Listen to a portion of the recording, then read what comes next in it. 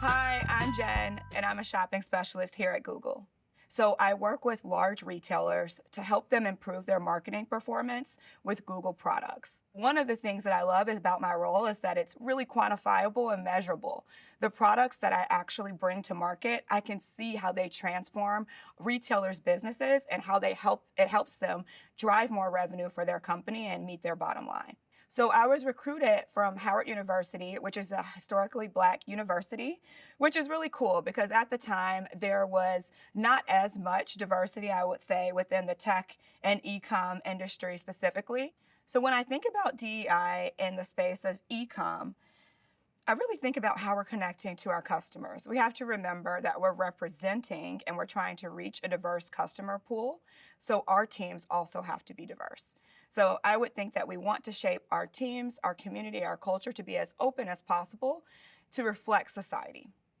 I came without any e-com experience, without any digital marketing background. I really think that e-com is a place where you can come and grow in the role. And most folks that come from non-traditional backgrounds, are not classically trained in e-com or digital marketing, and are able to ramp up and add value to their clients really effectively within a short amount of time.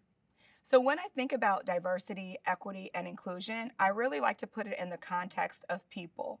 So diversity specifically, I think about the breadth as well as the depth of people. So having the same opportunity set. And diversity is making sure that everyone has access to that. When I think about equity in terms of people, I think about compensation.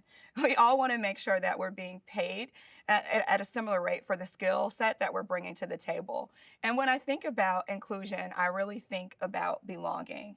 And really, for me, that has to do with whether my opinion is valued and whether my input is accepted by the team and sparks a dialogue and conversation in the same way that someone else's would.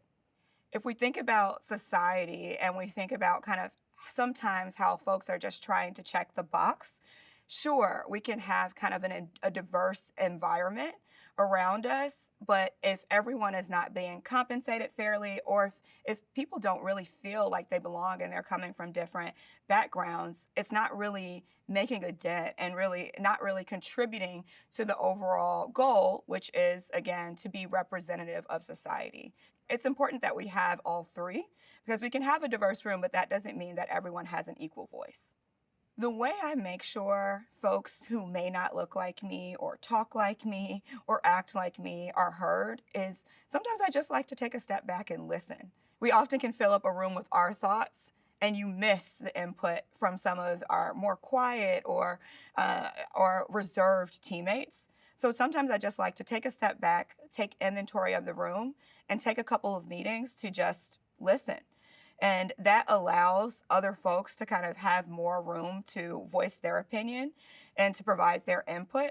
And sometimes I even, like to ask folks directly who I know may not be more comfortable sharing their opinion directly, like, hey, X, what do you think about this specific topic? And that's a way that you can make it open and friendly for someone to contribute without them feeling uncomfortable, kind of cutting other people off who may be a bit more boisterous. I think the goal is for companies and marketing companies to look just like society.